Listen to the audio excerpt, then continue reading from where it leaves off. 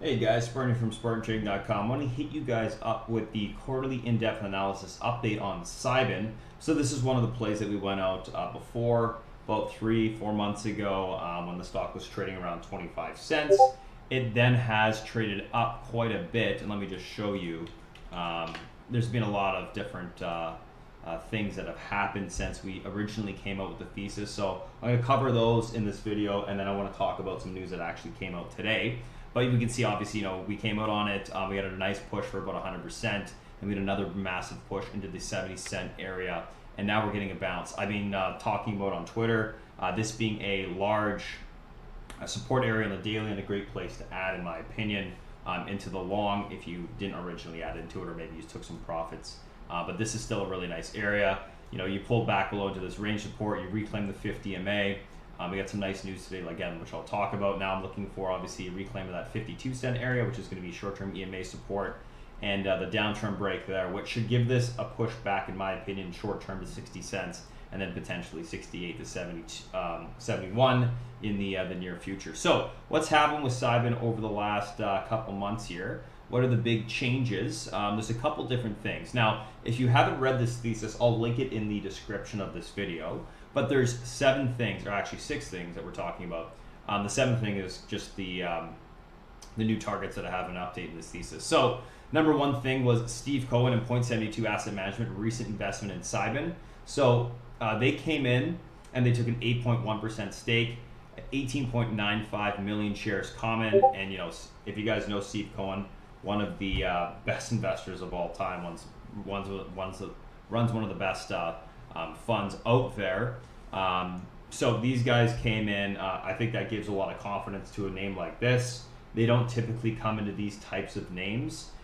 So there's obviously something that they're seeing here, and I think it's probably what I've outlined before in the thesis in regards to their pipeline and things coming down into Q4. So some really exciting updates here, which we'll go over in just a second.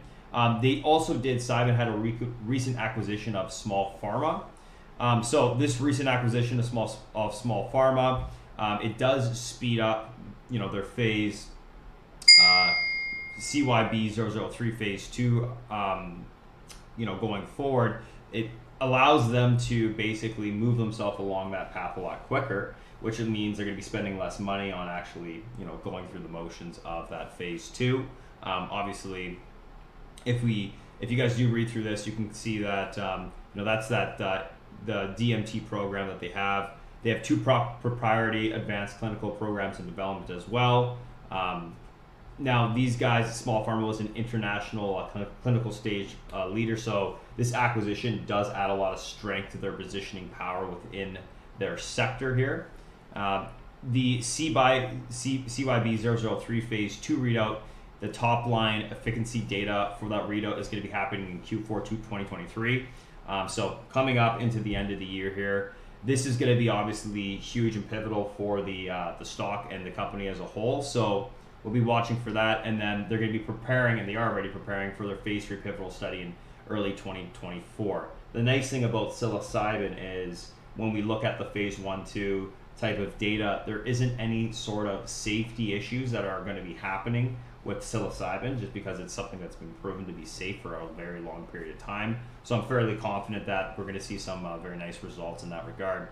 Their phase 2 CYB004 phase 1 readout is going to be happening as well into the end of Q4. So be looking for that top line data as well. So in regards to these 2 phases and the readouts coming in Q4 here, you can expect, and I would expect, some more speculation money to come into the name, especially when you have really big asset managers like Stevie Cohen coming in and taking a stake in the company. So clearly, they're no dummies. They're certainly smarter than I am, and if they're coming into the company, then they're probably seeing some really positive results potentially that could be coming in the near future. Now that leads me to the comparison. If you look at the internal sector comparison, Cybin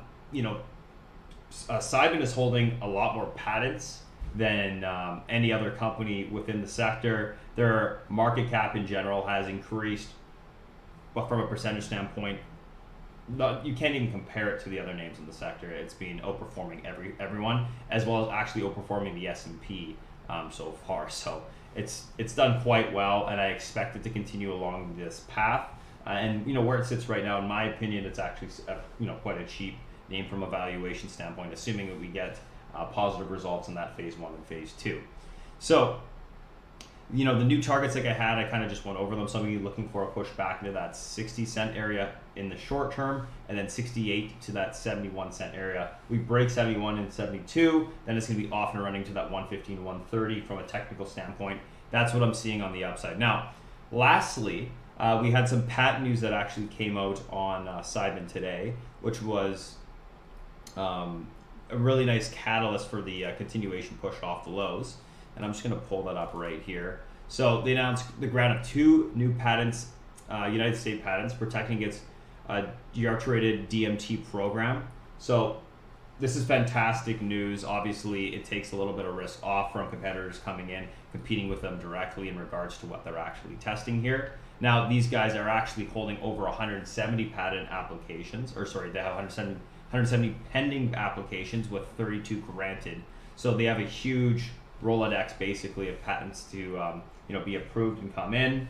They already hold quite a large amount with 32, and I would expect us to see further and further updates on these patents going forward, which is just another further catalyst for the stock in regards to positive action, positive activity. So a lot of great things are happening with this name.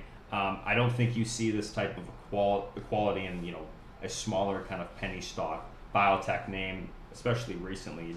You're not seeing that. These guys are doing a lot. There's a lot in the pipeline. There's a lot of positive activity on it. The fact that we have a large fund like Stevie Cohen's fund coming in and taking a stake, I think that should give you that much more confidence in the name. But I just want to give you guys a quick little update here. You can find this quarterly update in the description of this video. It's also on the website, Spartan.com. If you guys have any questions, feel free to reach out.